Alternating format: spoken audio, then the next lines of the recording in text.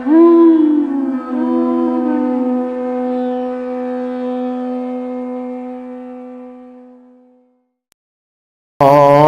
Namo Bhagavate Vasudevaya.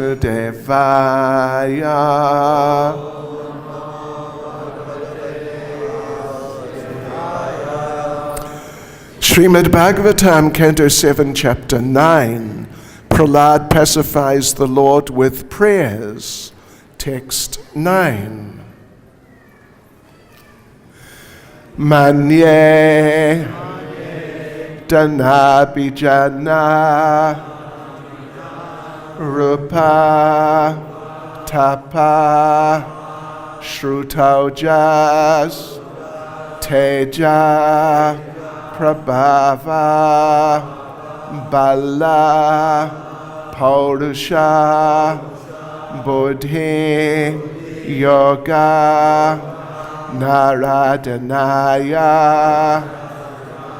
Hi Bhavanti Parasya Pumso Bhaktya Tutosha Bhagavan Gaja Yuta Paya Manye Danapi Janarupa Tapashrotarjas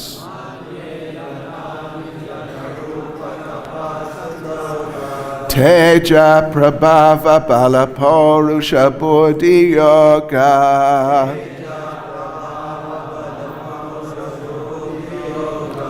Naradanaya Hi Bhavanti Parasya Pumso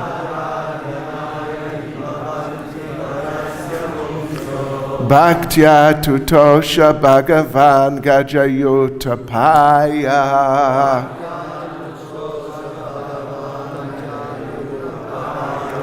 Manye Danapi Janarupa Tapasrutajas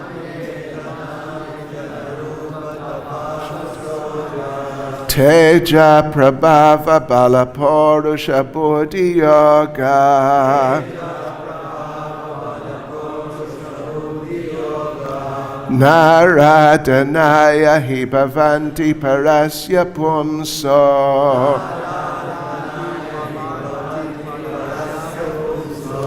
Bhaktya Tutosha Bhagavan Gajayuta Paya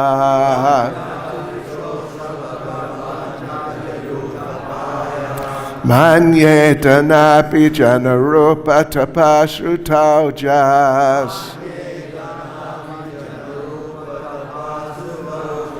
Teja Prabhava Balapurusha Buddhi Yoga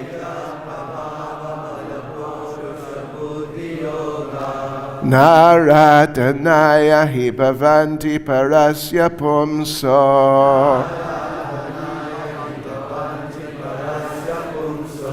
Bhaktya Tutosha Bhagavan Gajayuta Paya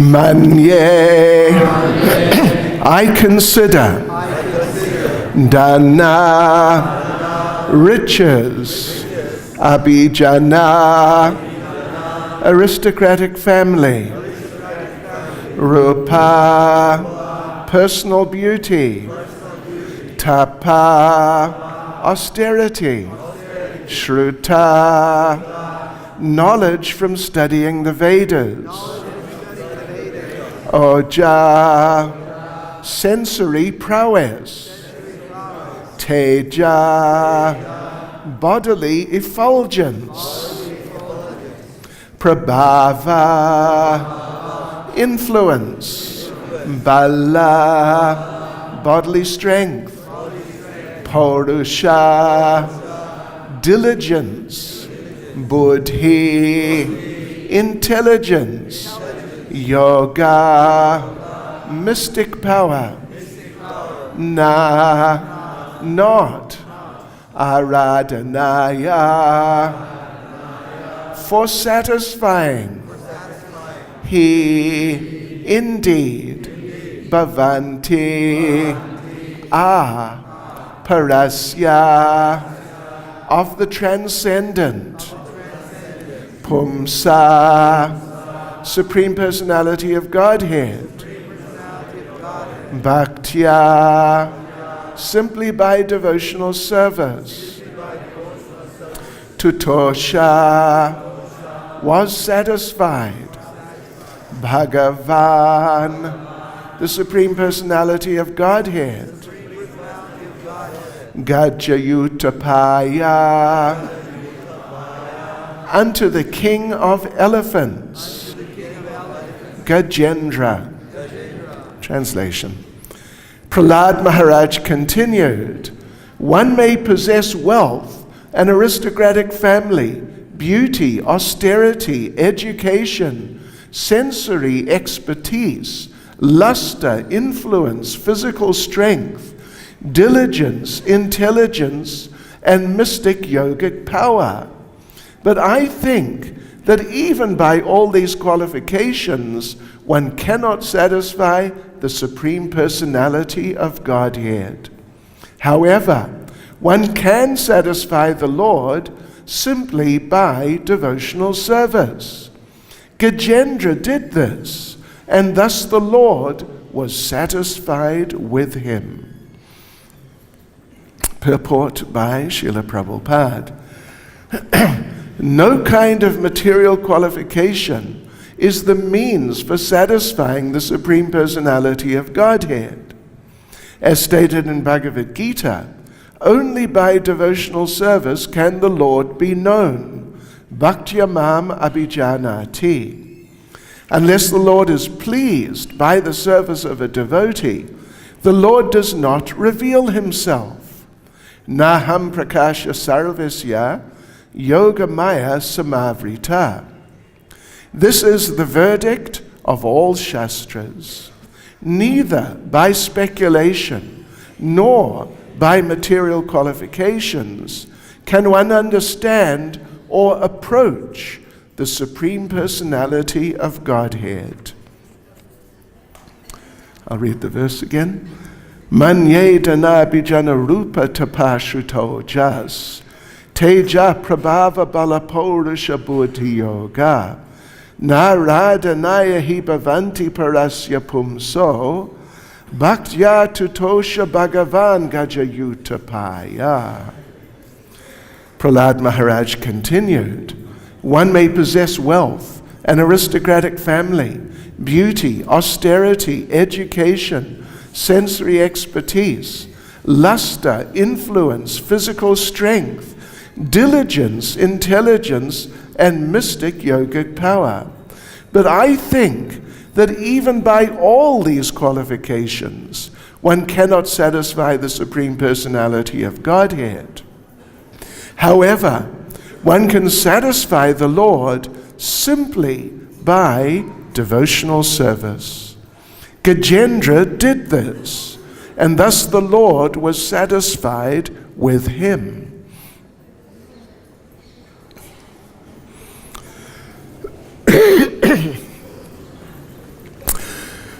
Nama Om Vishnupadaya Krishna Prestaya Bhutale Shrimati Bhaktivedanta Swaminiti Namane Namaste Saraswati Devi Gauravani Pracharane Nirvishesha Shunyavadi Paschachate Shatarane Sri Krishna Caitanya Prabhu Nityananda Sri Advaita Gadadha Shivas Adi Gaura Bhakta Vrinda Hare Krishna, Krishna Krishna, Hare Hare, Hare Rama, Rama Rama, Hare Hare.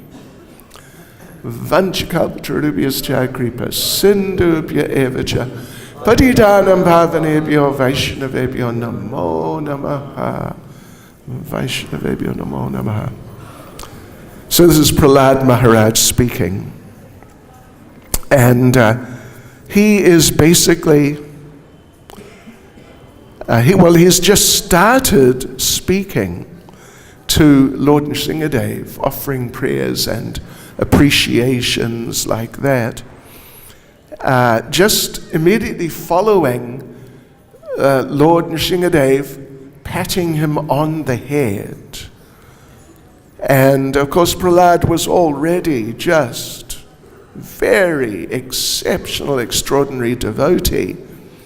But according to just a few verses ago, when the Lord did that, if there was any sort of just left over type of contamination or anything of that sort, then that was completely cleansed away by the touch of the Lord, and he came to just like the most glorious type of transcendental platform of pure devotion, pure consciousness, pure love for the Lord. So in the previous verse, those of you who are following the classes, you would know that Prahlad, taking himself to be, at least from a demoniac background, the wrong type of family, he's wondering, how can I glorify you, my Lord, and how can I be a proper devotee, and how can I satisfy you? How could I say something which would actually be really appropriate and would be deeply appreciated by you? Because, he's saying, because many people have tried to do that. Even Lord Brahma is mentioned specifically actually in the previous verse. Even Lord Brahma and various other great personalities, even saintly personalities, they tried, but they were not really able to do that.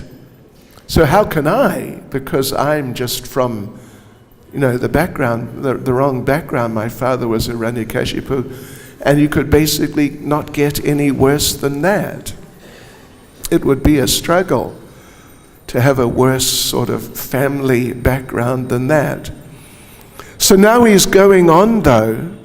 He's going on to mention, well, of course, one point we should bear in mind is that it would appear this is referring to Lord Brahma from before, sort of the old days when Lord Brahma, he was not quite the devotee that he is now, because now Lord Brahma can offer very nice prayers as he did in Brahma Samhita. But going back sometime, whenever it was, sometime before, Brahma had some problems and like that. So anyway, Prahlad is saying here that, well, he's listing out a whole lot of very materially auspicious types of qualities to be from a very nice family, to be wealthy, to be beautiful, to even be austere. This is something, some of these qualities mentioned here are on the fruitive side, the karmic side, the fruitive workers, the karmis. If they progress in their fruitive activity, then they can develop some of these qualities. But then some of the qualities like austerity, this is more on the side of the jnanis, the mental speculators, people like that. And it's a type of quality, it's certainly a type of quality for them. And so on. Even mystical yoga power, he mentions, or any sort of yogic, non-Krishna conscious, yogic type of practice. It could be some mystical process, Prabhupada translates like that. It could be something to do more like just plain karma yoga, or it could be something like Ashtanga yoga perhaps. All these types of qualifications, Prahlad is actually saying, not just each one of them individually, But if you had all of them, if they're all just put together and just put in one person, and that person just had lots of all those different types of qualifications, it wouldn't help. It wouldn't help. As Lord Brahma himself says in Brahma Samhita, that you can travel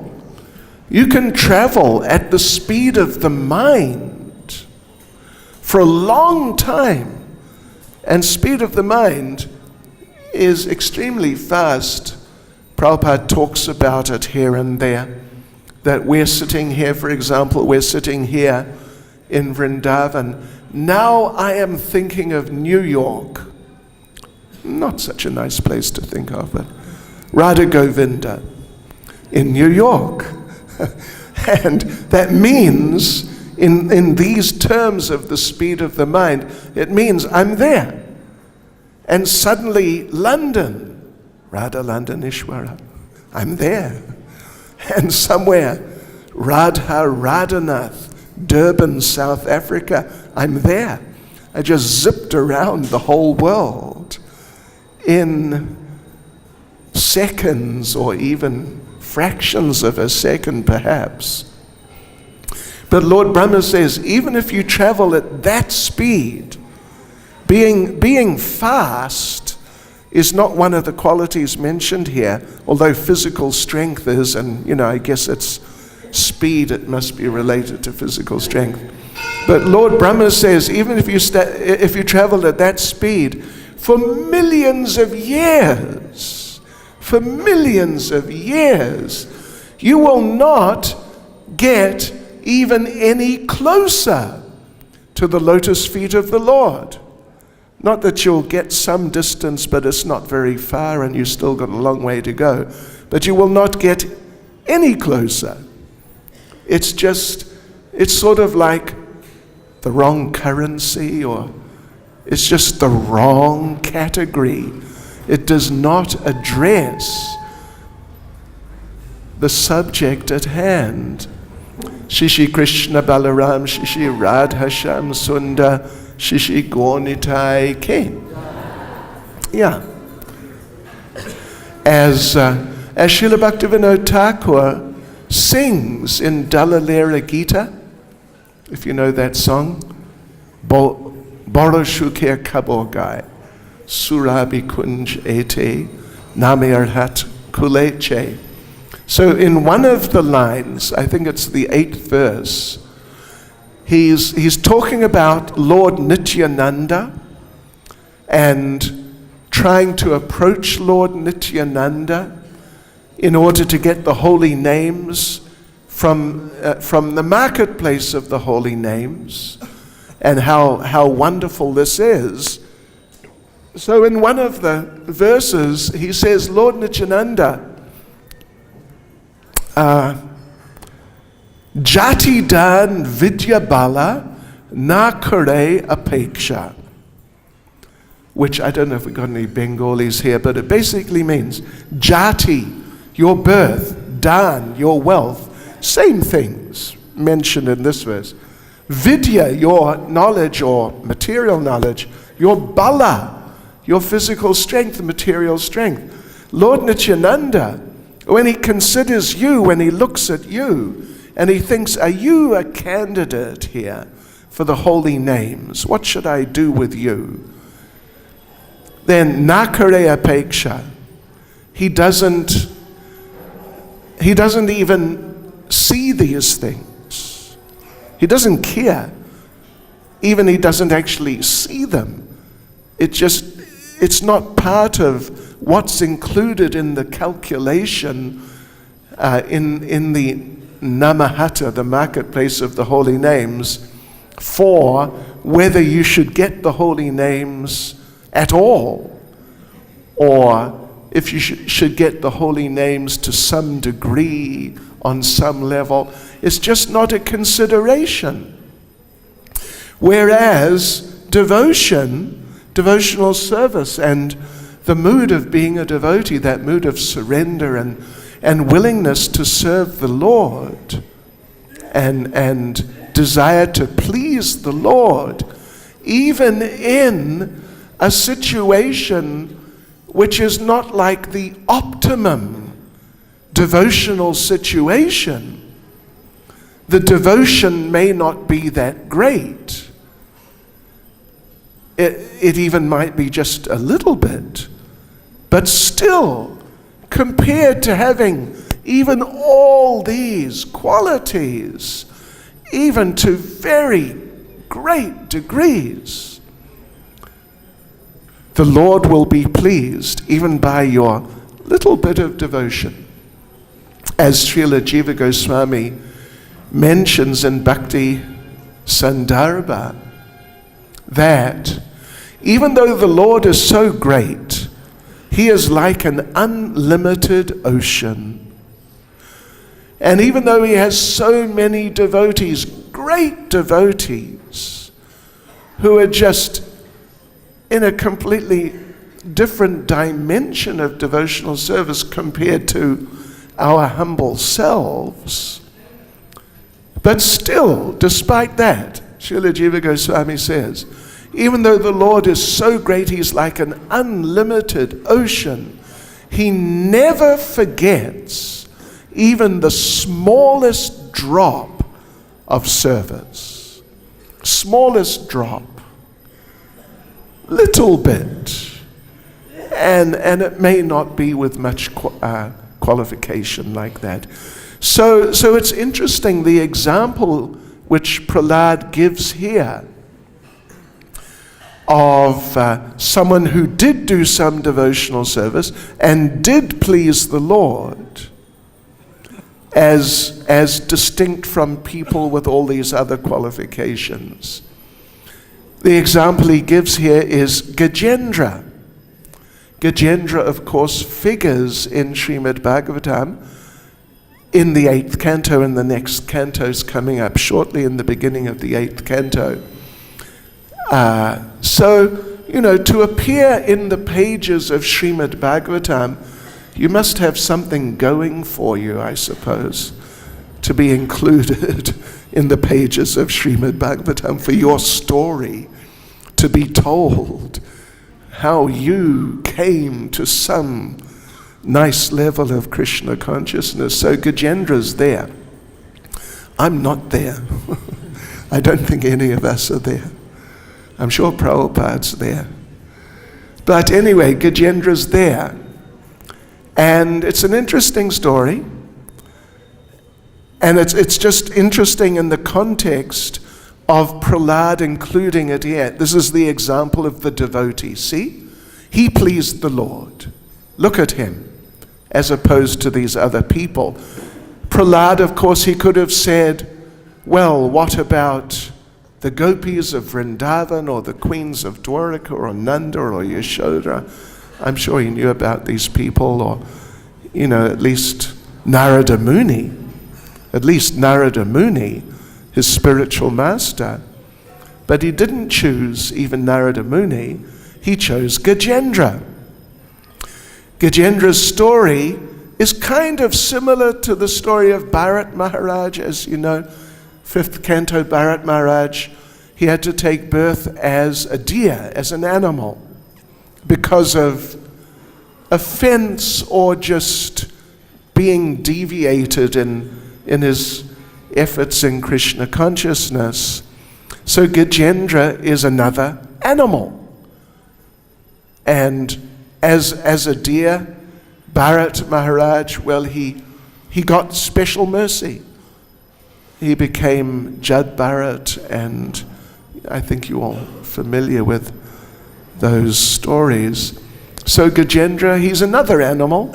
He also became fortunate, very fortunate. He went back to Godhead, actually. But the circumstances are somewhat different.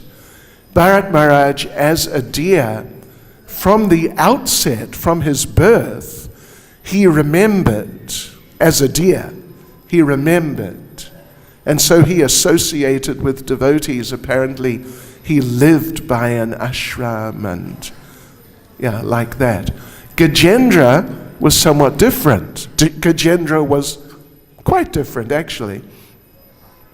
He was also born as an animal because of, well, in this case, actually because of offense, or not even really offense, but perceived offense. Something which the person who felt offended by him sort of assumed about him, and therefore, on the basis of the assumption he felt offended, he in his previous life, Gajendra, had been a king called Indradyumna, and he, when he, as is the Vedic system, when he renounced his kingly position and went off to the forest or the mountains to focus in Krishna consciousness, so he was there meditating, absorbed in remembrance of the Lord, and who should come but Agastya Muni and a group of disciples, and they asked him for some water or some sort of reception like that. But Indradyumna was too deeply absorbed in his Krishna consciousness, actually, in samadhi, in trance. And so he was just unaware, he was oblivious to them, he didn't respond, and he got cursed. Become a dumb animal. Yeah. So, yeah, become actually a dull elephant. And then the crocodile had been a king, King Huhu, Huhu was enjoying with women in some water, and who was it? Devala Rishi somehow was also in the vicinity, and as he's playing around in the water with the women, he somehow pulled the leg of Devala Rishi and got cursed. Yeah, cursed to become a crocodile. Shoo, yeah. So, of course, that's an important point in itself. Watch out, particularly when you're in the company of touchy people. Not Devasa Muni, he's even worse usually. But you got to watch out. Even if someone feels offended by you, but you didn't actually do something offensive, it can be a problem. It can be a problem. So anyway, that's the background there in terms of Gajendra and the crocodile. But the point, the difference in regards to Bharat Maharaj is that when Gajendra took birth as an elephant, he did not remember the previous birth and what happened, and he didn't remember his Krishna consciousness. And he was not Krishna conscious. He was an elephant.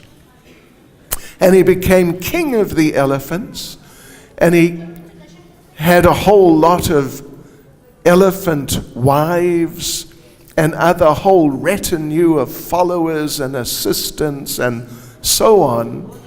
And he was not Krishna conscious. He was essentially an elephant consciousness. Yeah.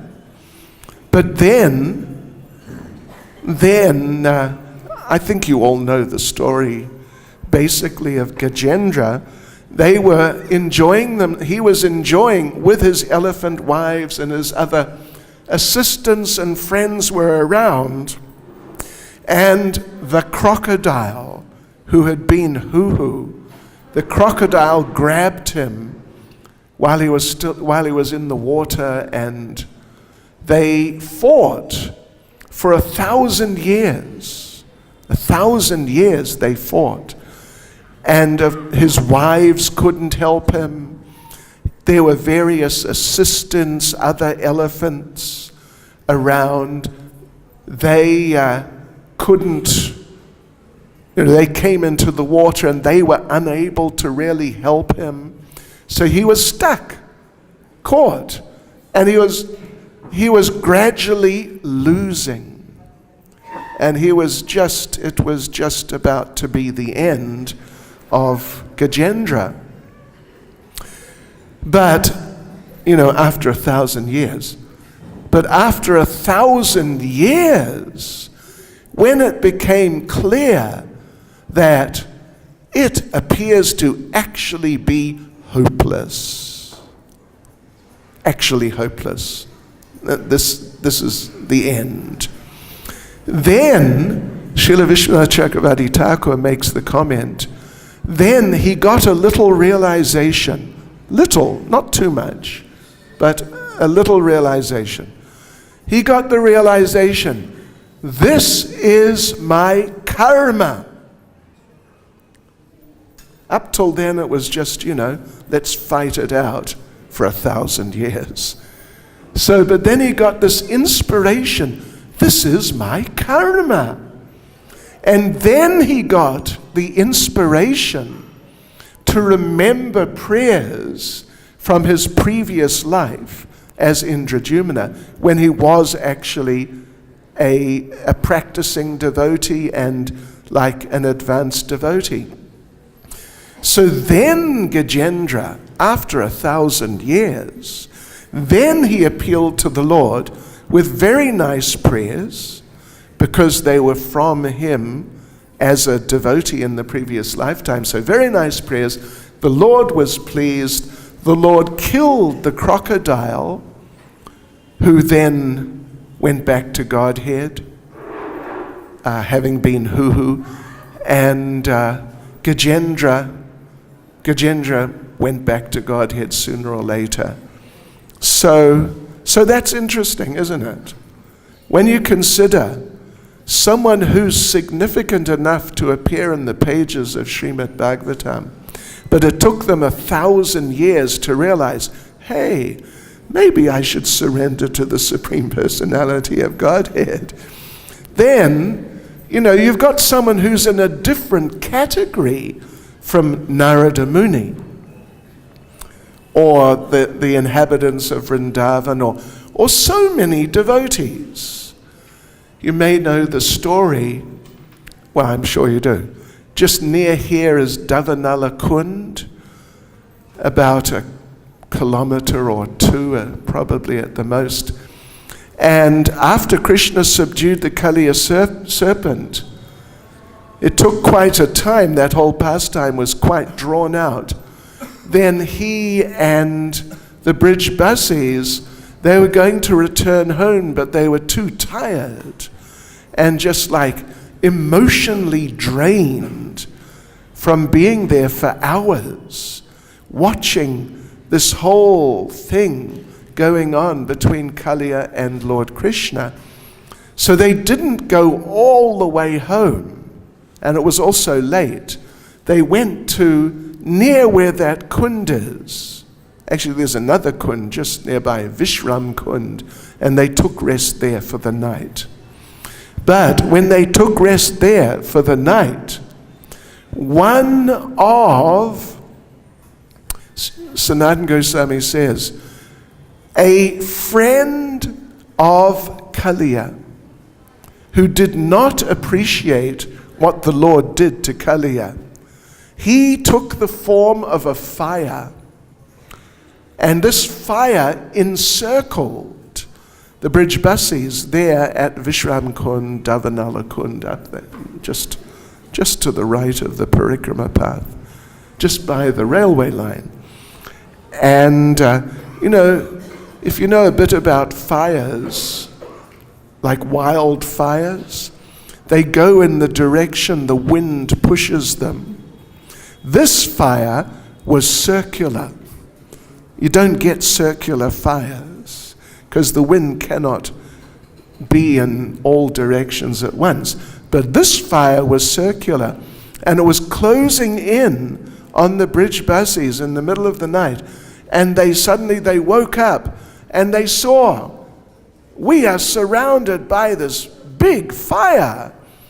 And they did not wait 1,000 years and finally think, oh, it must be our karma. They just immediately, Krishna, help! And Krishna helped them.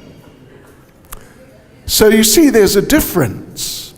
Even though Gajendra is significant, he's in the Bhagavatam, but in terms of the levels of the devotees in the Bhagavatam, he's not one of those special devotees in that sense. It took him a long time to really take shelter of the Lord. And Prahlad has given him as an example. Even him, even Gajendra, who it took 1,000 years of struggling before he got the idea to surrender to the Lord, even he was delivered. Even he got such mercy from the Lord. Not only was he saved, but he went back to Godhead. So this is, it's interesting in that sense. People who have all these qualifications of wealth, family background, beauty, austerity. Of course, we generally don't have so much of these things. Even someone who is Miss World, Miss Universe, working with Mr. Trump. Even someone like that, when they're in their 20s, okay. But wait till they get to be my age. Miss World, when she's, should I tell you my age? Anyway, approaching 70, I tell you what, is not going to be very impressive at all. And it doesn't take long to get from 20-something to 70. So we don't have much of these qualifications. But even if you have a lot of all those qualifications, then basically the Lord will not see it. He's just not interested. It doesn't register as something that should be taken into consideration. There's a famous little story about Srila Prabhupada. One man in Bombay came and gave a significant cash donation. I don't really know how much, but in those days, like maybe 100,000 rupees, a lakh of rupees. Nowadays, it's not really a lot. But in those days, it was a lot. It was a big donation. And he gave it to Prabhupada, businessman, gave it to Prabhupada. And Prabhupada could see the man was sort of waiting there for some recognition and appreciation. And, oh, thank you. What a nice donation. Thank you so much. Prabhupada looked at it, and Srila Prabhupada said, Krishna does not see what you give. He sees what you do not give. So, yes. So, even these karmis who may even worship demigods, what to speak of being wealthy and strong and famous, or jnanis who are extremely austere. For years, they may accept some very uncomfortable situation. Even people like that who have different of these qualities, just not noticed. It doesn't register on the Lord. But Gajendra, he was an elephant. And he was accepted by the Lord because he had that spirit of of devotion. So, of course, the people in this world, they try to take shelter of these things. They feel some support, some sort of justification for their existence. And not just justification, but I'm significant because I have these things. In the Bhagavatam, what is it, 2:1-4? Dehapatya kalatradishu atmasanvesh, what is it? Atvasain yesh vasats vapi. That people think all these things, they're like soldiers to protect them. My youth, it's like a soldier. And it protects me. My wealth, when the Yamadutas come, I will pull out my latest bank statement. Get back. Or pull out a credit card. Do you take Visa? But they're fallible soldiers. They're fallible soldiers means even you have a whole army of them.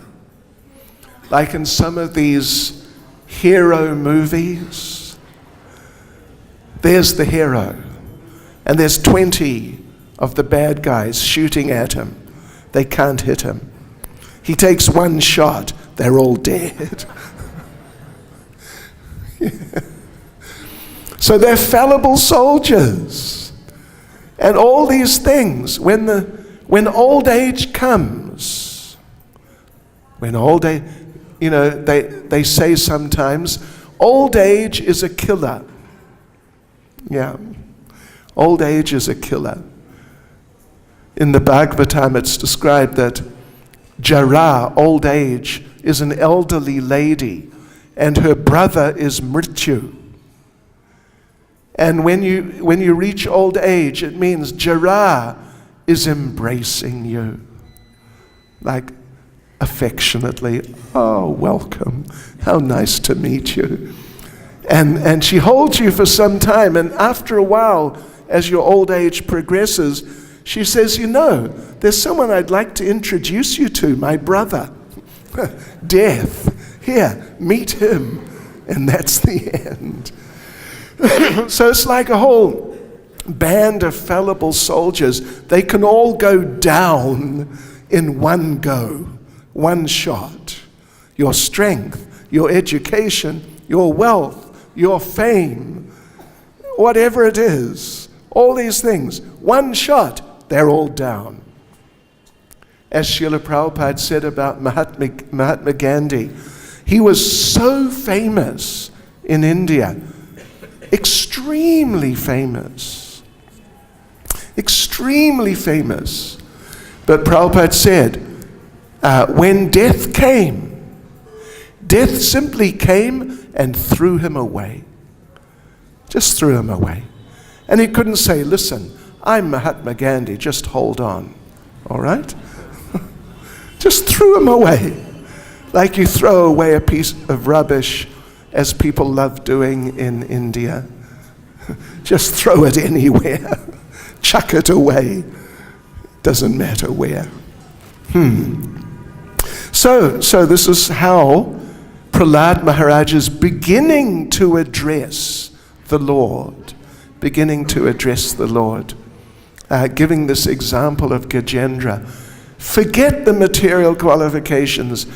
Even if you don't have much spiritual qualification, but if there's a little somehow, then the Lord may accept you. And eventually you can go back to Godhead. Hare Krishna. Any comment or question? Maharaja, yes. Badrinarayan Maharaj. Yes. You were talking about Lord Nityananda and also the same principle, Krishna. All these qualifications are out of the category. They're not even on the register. Yeah. So I was thinking about Agyata Sukri. How does the process begin? And we say Agyata Sukri, but is there some qualification? Why doesn't everyone get the opportunity What is it that ignites the flame? Okay. You know, in some cases, there may be the element of something done in a previous life. It's possible.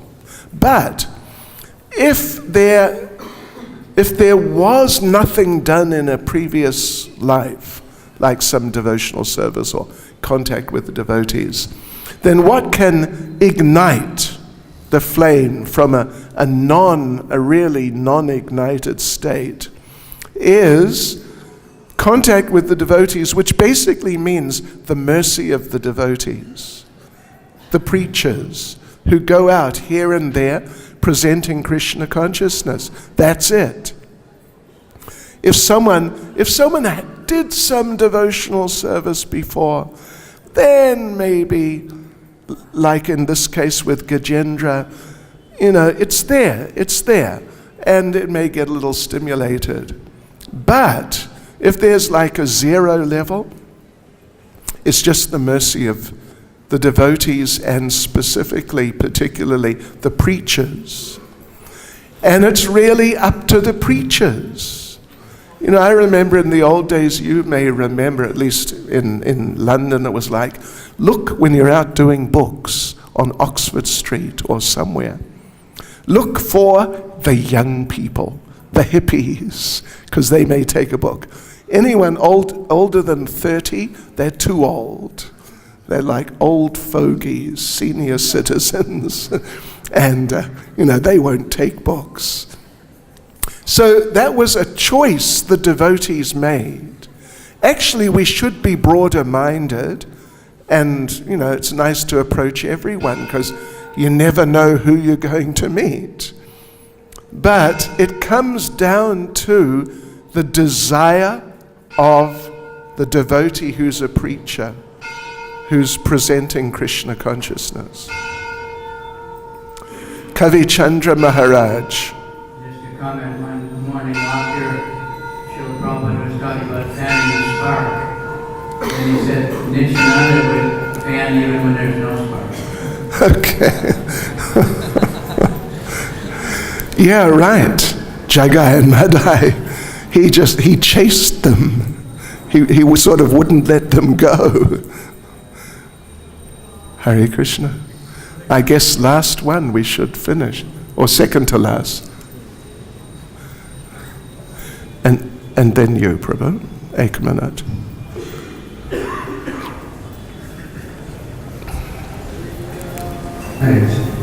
Maharaj, you gave example of Gajendra. Gajendra, when he was in difficulty, then he remembered the Lord. Yeah. Otherwise, he was enjoying with his wife. Right. So always we are seeing when we are in difficulty, then only we remember Lord. When we are not in difficulty, we don't remember.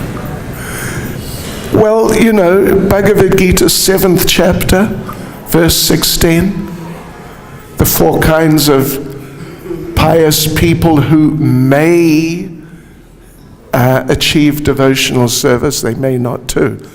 The distressed, the desire of the wealth. So he's like a classic example of distressed.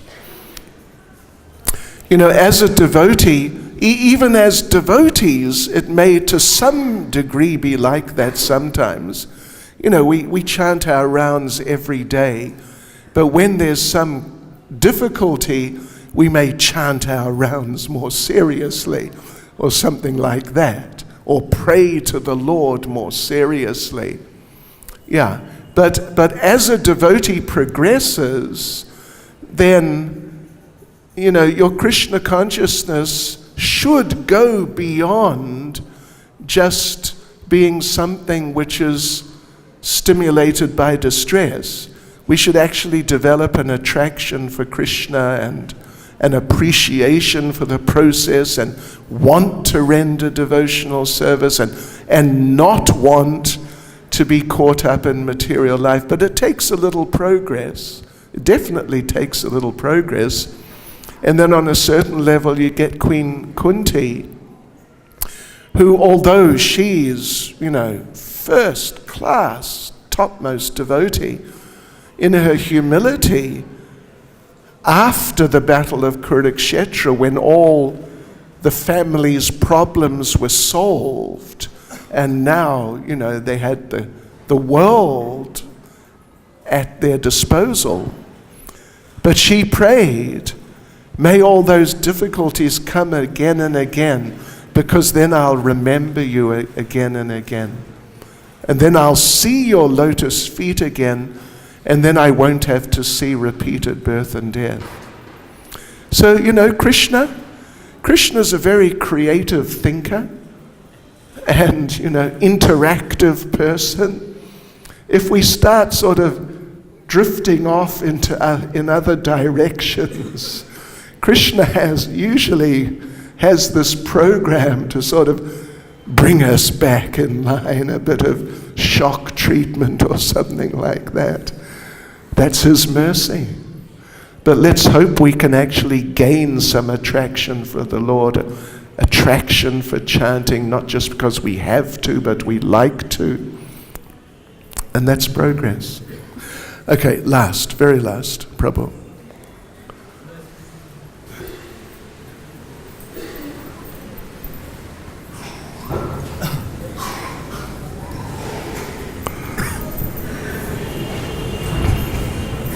Hare Krishna. Run, come close to the rope. Hare Krishna. Since a verse glorifies devotional service, can you just elaborate what is devotional service? We could have a seminar on that. Okay, well, if you analyze the term, Prabhupada has chosen those words in his wisdom of Sanskrit language and, Krishna consciousness, plus of the English language too. So devotional service basically means to render service to Krishna in a mood of devotion. And there's the classic verse, Anyabhilashita shunyam jnana karma jnanavritam anukulyena krishnanushilanam bhakti-rutama. Srila Rupa Goswami gives that as the foundational definition of pure devotional service. No karma means no materialistic religion, no jnana, no impersonal speculations, and no gross materialism also. And then on the other side, that's on the negative side, none of those things, or as little as possible. And on the other side, must be done for Krishna or his devotees, must be done favorably. Like the Lord, Nrsimhadev, was very pleased by his fight with Hiranyakashipu. He was really happy. He was having a good time. Wow. But Hiranyakashipu, that doesn't mean that Hiranyakashipu's fighting was devotional service, because his attitude was not favorable, was unfavorable. And then the third point is that it must be ongoing, not interrupted. Sometimes I'm chanting my rounds, then when my favorite program comes on TV, I take a break, and then I continue chanting afterwards, or on a more advanced level, I multitask by chanting while watching my favorite program. This is mixed. It's a mixture.